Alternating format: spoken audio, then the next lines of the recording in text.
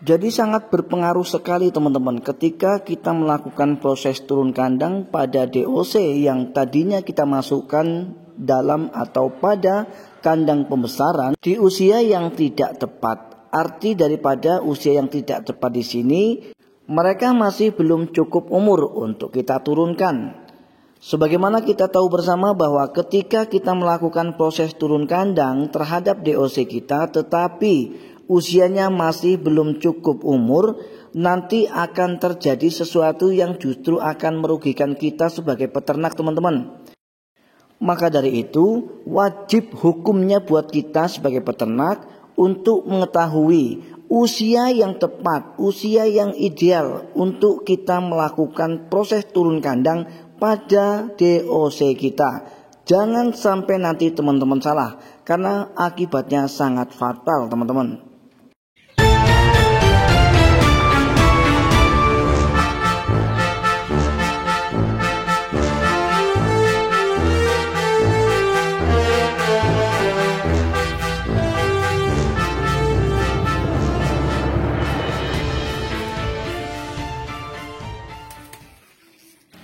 Assalamualaikum warahmatullahi wabarakatuh. Apa kabar teman-teman dan sobat semua hari ini? Saya doakan mudah-mudahan teman-teman senantiasa dalam keadaan sehat walafiat, murah rezekinya, serta dimudahkan dalam segala urusannya. Amin ya rabbal alamin.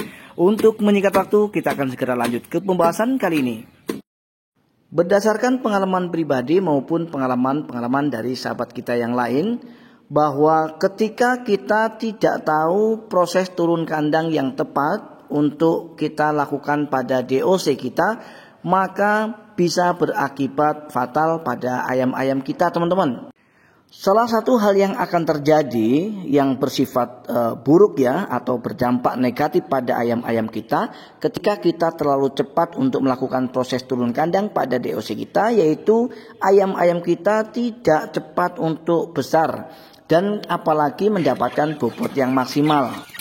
Selain itu, ayam yang terlalu cepat atau belum cukup umur untuk kita lakukan proses turun kandang nanti akan mudah sekali untuk terjangkit penyakit teman-teman, karena memang tingkat imunitas ataupun kekebalan tubuh daripada ayam-ayam kita atau DOC ayam kita itu memang masih lemah, sehingga ketika kita terlalu cepat untuk lakukan proses turun kandang, maka itulah yang akan terjadi. Yang pertama, ayam tidak tumbuh secara cepat dan normal. Kemudian untuk yang kedua, ayam sangat mudah sekali untuk sakit. Nah, sebelum kita melangkah lebih jauh untuk membahas ini, terlebih dahulu saya akan jelaskan sebetulnya seberapa penting sih proses turun kandang untuk DOC ayam kita. Apakah hukumnya wajib atau justru malah sebaliknya, tidak perlu turun kandang pun sebetulnya tidak apa-apa. Nah, tentu saja ini merupakan pembahasan yang sangat menarik. Oleh karena itu, saya sarankan untuk teman-teman jangan menyikip video ini, karena kegagalpahaman itu bisa atau sering terjadi karena kebiasaan buruk kita untuk menyikip video, sehingga teman-teman akan sulit sekali untuk mendapatkan manfaat dari video-video yang teman-teman tonton. Tidak hanya berlaku untuk video saya, tetapi video-video siapapun yang teman-teman tonton. Baik, kita akan segera mulai teman-teman. Menyikapi pertanyaan dari sahabat kita, ini merupakan sebuah pertanyaan dari sahabat kita yang berkomentar melalui video saya sebelumnya sebetulnya teman-teman. Nah, jadi beliau bertanya, seberapa pentingkah kita melakukan proses turun kandang pada DOC kita? Jadi kalau menurut saya teman-teman dan sahabat semua, itu sangat penting. Dan lebih penting lagi, kita harus tahu di usia berapa kita harus melakukan proses turun kandang itu. Nah, untuk pertama sekali, sebelum saya jelaskan tentang di usia berapa kita harus melakukan proses turun kandang yang tepat ya, agar tidak berefek samping pada DOC kita. Terlebih dulu saya akan jelaskan tentang seberapa penting. Jadi menurut saya sangat-sangat penting teman-teman dan sahabat semua. Mengingat ketika kita ternak ayam kampung sistem penggemukan ataupun pembesaran, maka teman-teman wajib hukumnya untuk mempunyai kandang pembesaran atau kandang panggung seperti ini yang akan ditempati oleh DOC kita, baik hasil dari tetasan indukan yang kita ternak maupun DOC yang kita beli. Karena ketika kita mengawali usaha peternakan ayam kampung dengan kita menggunakan indukan sendiri, secara otomatis nanti ketika indukannya sudah berhasil menghasilkan DOC seperti ini teman-teman, maka kita wajib untuk memisahkan DOC dari indukannya dengan tujuan agar indukan ini cepat kembali memproduksi telur teman-teman. Dengan indukan ini kita gaulkan kembali atau kita gabungkan kembali pada pejantan. Begitu juga ketika kita mengambil atau membeli DOC dari toko pakan ternak misalnya teman-teman dan sahabat semua, kita juga wajib untuk memiliki kandang pembesaran. Jadi begitu kita beli DOC dari siapapun dan dimanapun kita beli, pasti tentunya kita akan masukkan ke kandang pembesaran terlebih dahulu sebelum kita turunkan ke kandang tanah. Nah, kemudian pertanyaannya adalah seberapa penting sebetulnya kita menggunakan kandang pembesaran atau kandang panggung, teman-teman.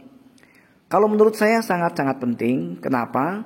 Karena di usia-usia yang masih dini atau usia masih katakanlah DOC, maka tingkat daya tahan tubuh atau imunitas daripada DOC kita masih sangat rentan. Sehingga ketika kita langsung masukkan ke kandang tanah, maka besar kemungkinan ayam atau DOC kita akan cepat masuk angin dan kemudian berakhir pada kematian.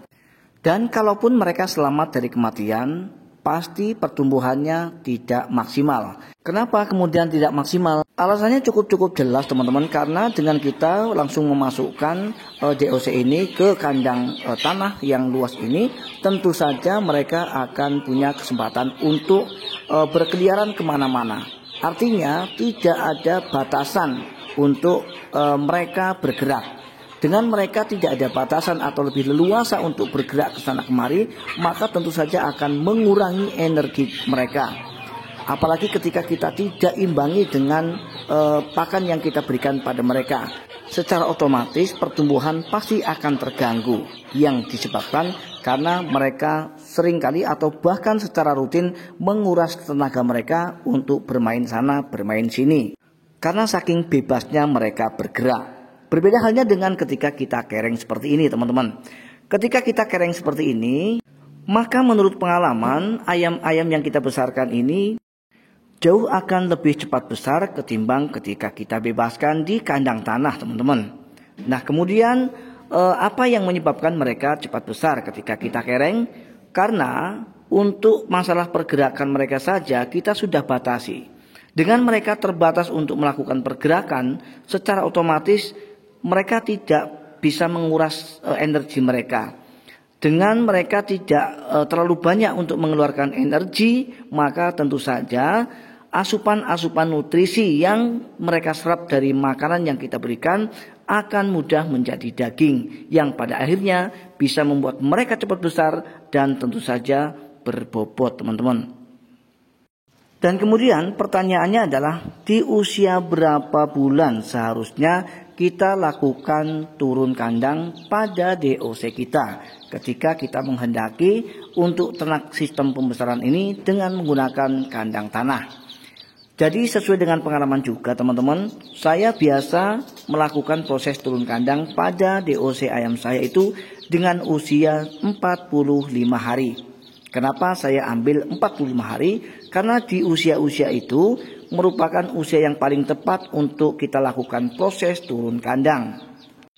Kemudian apa alasan kuat saya sehingga saya harus memilih usia 45 hari untuk kita melakukan proses turun kandang pada DOC ayam kita?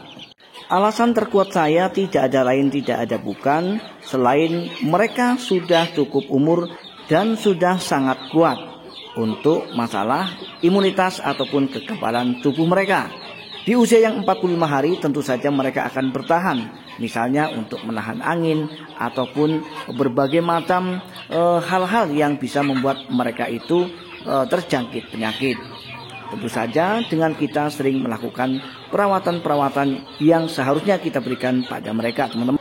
Dan perawatan yang wajib hukumnya tidak boleh kita tinggalkan adalah dengan kita selalu memberikan air minum jangan sampai telat. Itu wajib hukumnya. Dan kemudian untuk yang kedua adalah Pemberian pakan jangan sampai telat juga dengan porsi pakan yang ideal tentu saja untuk mereka teman-teman.